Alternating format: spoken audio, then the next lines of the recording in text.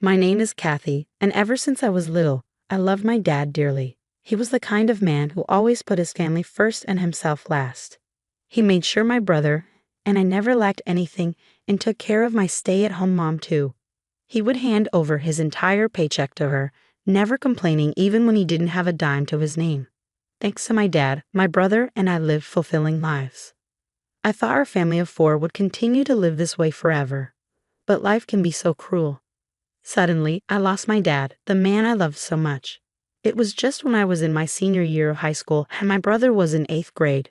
That day, like any other, Dad left for work as usual, but then he suddenly collapsed at his workplace and was rushed to the hospital. By the time my brother and I got to the hospital, Dad was already gone. Mom arrived an hour later. My brother and I were sobbing uncontrollably, but Mom was strangely calm. She was shocked by Dad's sudden death, sure, but she shed no tears. "Mom, what are we gonna do now? Dad's gone," I asked her. Mom was a stay-at-home wife, which meant she had no income. Without Dad, how could our family survive? But Mom didn't answer my question. "Mom, are you listening? Dad's dead." Then Mom let out a big sigh and bluntly said, "What's done is done. Can you stop crying so loud? It's giving me a headache." Wait, what? What did she say? What's done is done about Dad's death? Sure, no one could have predicted or prevented such a thing. But to talk about Dad, who supported us all these years, like that was just too cruel. For the first time, I felt a surge of disgust towards my mom. I had always felt that Mom was spoiled and overly reliant on Dad, but to maintain her indifference, even in such a situation. Mom laughed scornfully at my glaring face. "What are you glaring at? It's not like it's my fault he's dead." And so our nightmare began. As soon as Dad's funeral was over, Mom started bringing strange men into our home. We were living in a rented condominium, and the room that Dad used to use was taken over by one of these men. Our everyday life took a dramatic turn. Mom and her lover treated my brother and me like nuisances. They would raise their voices at us if anything didn't go their way. Mom just watched with a smirk, never scolding the man. The hellish situation went on for months, and my brother and I were at our breaking point. Mom had always managed all of Dad's salary, saving a portion of it in her own bank account while cutting down Dad's allowance. It seemed she was using that money to have fun with her lover. We couldn't take this life anymore. I had to change our situation for my brother's sake. With this in mind, I decided to look for a part-time job. I was ready to give up on college, planning to work immediately after high school. As I was contemplating all this, a man claiming to be a lawyer showed up one day.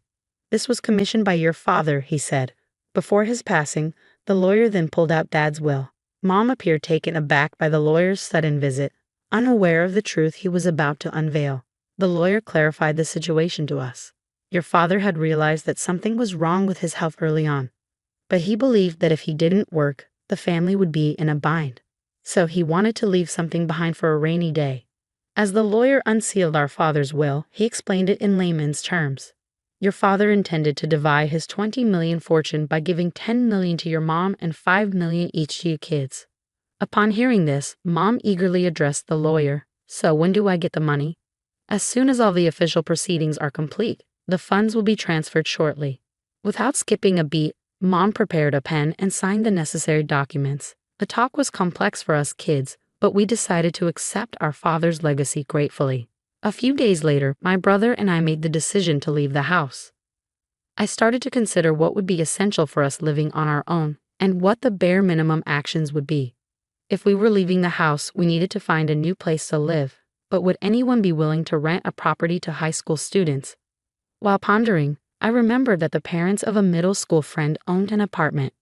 The next day, I visited their house, promptly explained the situation, and asked, "Since we have our father's legacy and I plan to start a part-time job, could you introduce us to a good apartment?"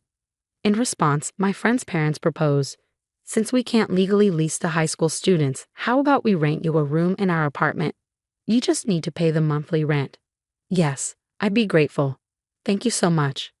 My friend's parents were worried until the end, but when they perceived my strong determination, they finally encouraged me, saying, "You can count on us anytime you need help." That night, I brought up the matter to Mom. "Mom, Sam and I are planning to leave the house soon." "What are you planning to do?" she asked. We're going to live together, just the two of us. I suppose our affairs didn't matter to Mom in the least. Without even looking at me, Mom dismissed us nonchalantly. Well, do as you please. I couldn't care less what happens to you two. It'll actually be better without you two around, so you won't get in the way of my time with him. At that moment, my barely lingering affection for Mom crumbled completely. Okay, I understand. Thanks for everything, Mom. With a heavy dose of sarcasm towards Mom, I left the house I had lived in for years. Starting to live with my brother turned out to be way more challenging than I imagined. Early morning paper routes, then school, and a part-time job at the supermarket after returning home. I didn't want to touch the money left by our father, so I tried to cover living expenses with my part-time wage as much as possible. At the supermarket, they gave me the boxed meals scheduled for disposal. That became our dinner. I knew my brother, being a middle schooler, would want some fun, so I gave him a modest monthly allowance. Here you go, Sam. This is your allowance for the month. But you hardly spend anything on yourself, he said. Don't worry about me. Having fun is an essential experience too, you know. Despite his reservations, I insisted on giving my brother his allowance. I felt guilty about the financial constraints he had to endure because of me, so I wanted to do at least the bare minimum for him. Our life continued like that for a while, and before we knew it, it was fall. The buzz among my classmates was all about where they were going to college. To me, those conversations felt like such a luxury, I couldn't think of anything else. But my thoughts were consumed with where I would work after graduation and how I would help my brother get to college. One day, I happened to have the day off from my part-time job. My brother and I were enjoying a leisurely lunch at home when the apartment doorbell rang. Who could it be? When I opened the door, there was Mom. Mom, I said, surprised. Don't you dare call me that. Now, where is your banking card? A banking card? Mom suddenly barged in, demanding the banking card, and I was totally lost. She ignored my confusion and shouted at me to hurry up and hand it over. Wait a minute, why so sudden? I tried to ask, but she wouldn't listen. She even went so far as to march straight into the house, rummaging through the rooms.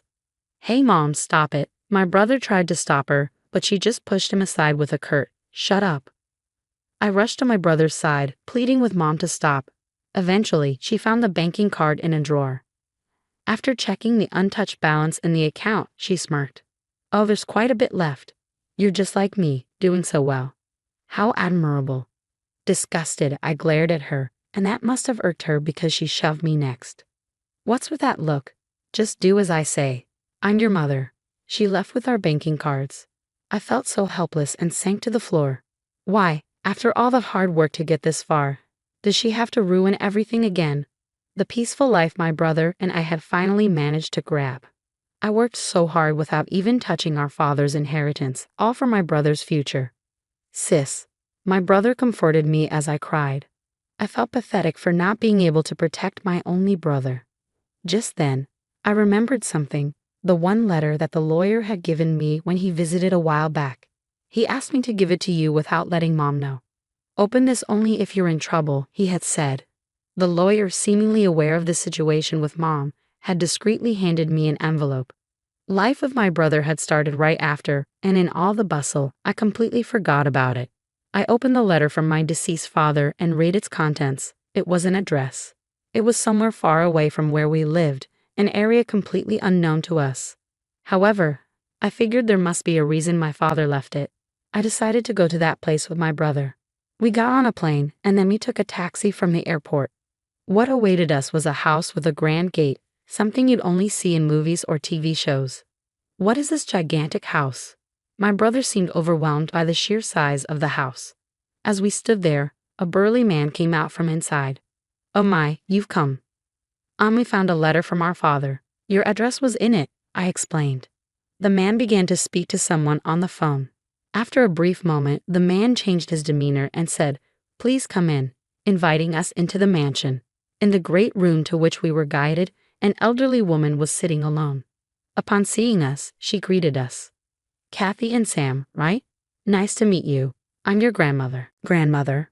We were shocked and couldn't help but exclaim loudly. We had never heard any stories about our father's family, nor did we even know we had a grandmother. Not just that, but who would have thought that our father's childhood home would be such an impressive estate? Since you've come, does that mean my son has passed away? Her son, that is, our father. I gave a small nod to her. Grandmother, interrupting me, grandmother took out a large bag and handed it to me. This is something your father left with me. He said if they ever come to visit, give this to them. When I opened the bag, it was packed with countless bundles of bills, the likes of which I'd never seen before. Ignoring our surprise, grandmother began to explain. We had a falling out a long time ago, and for a while, we didn't talk at all. But about a year and a half ago, he suddenly showed up and left this bag.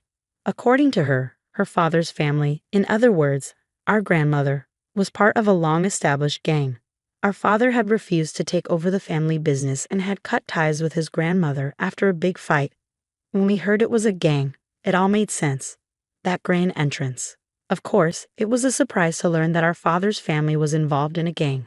This turn of events was just as astonishing. Perhaps our father knew about Mom's cheating habits. Even when it came to the inheritance, there is a limit to what we, as minors, could do. The allocation of the money was likely just for formality's sake. What our father really wanted to leave us was that letter with grandmother's address on it. Our father had been planning this in case anything happened to us. I was moved to tears by our father's kindness. I took the time to explain everything, how he had been treated poorly by Mom and her lover, and how Mom had taken our father's inheritance. After hearing everything, grandmother told us, "You don't need to give up on life because of your mother. I'll get that money back for you. You two need to live your lives with gratitude." We took the bag of money our father left us and returned to our apartment. With this money, I could let my brother go to college as much as he wanted. In addition, our grandmother even promised to pay for my college tuition. Thanks to our father and grandmother, my once abandoned hope of attending college was fulfilled. "I'm so happy for you," my younger brother said, giving me a warm smile. He too must have been holding up for a long time. "Sam, it's thanks to you sticking with me that we got through this." "Thank you," I said, and he shyly sniffled. A few days later, grandmother visited our apartment, returning the banking card Mom had taken from us. She had used one of her employees to locate Mom and get our card back. Indeed, quite the gangster. Thinking about it was a little scary, but amusing at the same time. "I made that woman promise she won't bother you two ever again. You can live in peace now," grandmother said. "Thank you, grandmother." "But how?" I asked. "That's not something children need to worry about. From now on, live your lives to the fullest," she said before leaving, giving us those encouraging words. There's a postscript to the story. Mom's lover. Actually, he was after Mom's money. When grandmother took back the bank card, he promptly dumped Mom. Having exhausted our father's inheritance, Mom is now desperately searching for a job. A woman who has been a housewife all her life from now on will undoubtedly be challenging. However, thanks to my grandmother, peace returned to our lives. I passed the entrance exams for my first choice university and am still working part-time, trying to avoid using our father's money as much as possible. I later entered the workforce and my brother started college. Now that we've reached this point, we're safe. Childhood was long and tough, but there were kind adults watching over us. Our father's lawyer, the couple who rented us the apartment, our gangster grandmother, and our beloved father. Dad, we're off. Every morning, my brother and I pay respects to our father's portrait. We'll keep supporting each other, so please watch over us from heaven, Dad. Somehow, it felt like Dad's portrait was smiling.